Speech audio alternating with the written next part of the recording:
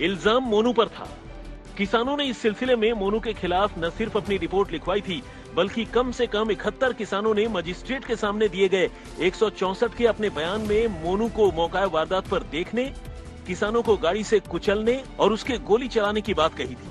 ऐसे में अब खुद को बेगुनाह साबित करने की जिम्मेदारी आशीष उर्फ मोनू पर थी, लेकिन इल्जामों और पुलिस के सवालों के आगे मोनू पस्त हो गया।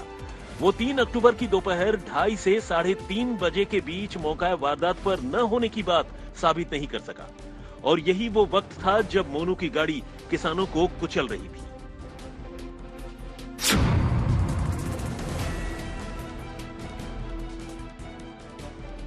मोनू बार बार ये बताने की कोशिश कर रहा था कि वो मौका वारदात से दूर, वारदात के वक्त अपने गांव में दंगल वाली जगह पर ही मौजूद था। ऐसे में साइंटिफिक इन्वेस्टिगेशन में लगी पुलिस के लिए मोनू के मोबाइल फोन्स की लोकेशन का पता लगाना सबसे ज्यादा जरूरी था। पुलिस ने मोबाइल फोन्स की लोकेशन का पता भी लगाया, लेकिन दिक्कत ये थी कि वारदात वाली जगह और गांव में दंगल वाली जगह, दोनों जगहों को आसपास लगे मोबाइल फोन के 2 टावर कवर करते थे। ऐसे में सिर्फ लोकेशन से यह साबित करना मुश्किल था कि मोनू सच बोल रहा है या झूठ। लेकिन जब पुलिस ने गहराई में उतरकर मोबाइल के बीटीएस यानी बेस ट्रांसीवर स्टेशन की डिटेल निकाली, तो पता चला कि मोनू के मोबाइल फोन की लोकेशन उसके गांव के मुकाबले मौका वारदात के ज्यादा करीब थी।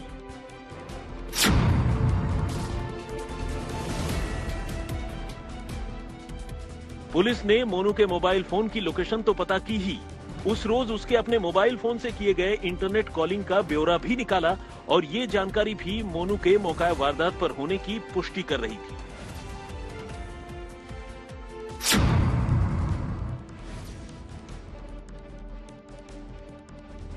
मोनू कह रहा था कि वो न तो मौके पर गया और न ही उसने गोली चलाई। उसने अपना रिवॉल्वर घर में होने और राइफल के प्रशासन के पास जमा होने की बात कही। मोनू ने यह भी कहा कि उसके असलहों से पिछले 1 साल में कोई गोली नहीं चली, लेकिन जांच में दोनों ही बातें झूठी पाई गई। असलहों की बैलिस्टिक फॉरेंसिक रिपोर्ट सामने आई तो पता चला कि दोनों ही असलहों से हाल ही में फायरिंग हुई थी।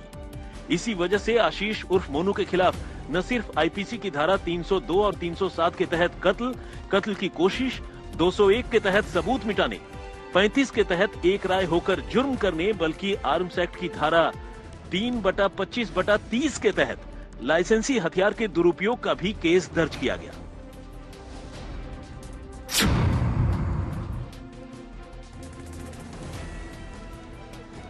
मोनू ने कहा था कि जब उसकी गाड़ियां सड़क से गुजर रही थी तो किसानों ने उस पर हमला कर दिया था, जिसके बाद उसके लोग जान बचाने के लिए भागने लगे और इसी दौरान हादसा हो गया।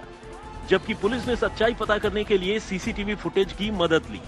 पुलिस ने दंगल वाली जगह के पास मौजूद एक पेट्रोल पंप पर लगे सीसीटीवी कैमरों की फुटेज निकाली।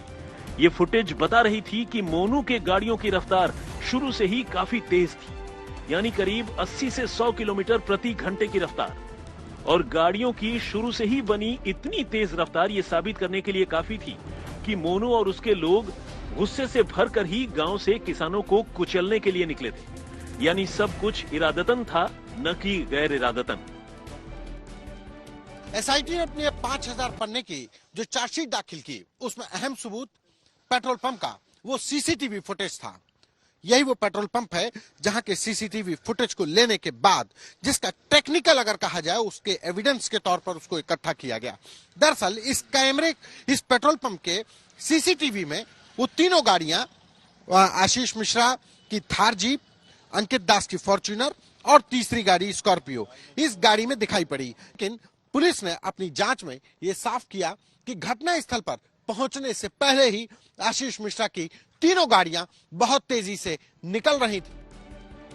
अब पुलिस ने 90 दिनों में चार्जशीट दाखिल कर अपने इरादे साफ कर दिए, क्योंकि इस चार्जशीट में देरी से आरोपियों के लिए जमानत लेने में फायदा होता। कानूनी रास्ते अपने आप खुल सकते थे, लेकिन अब यह आसान नहीं होगा।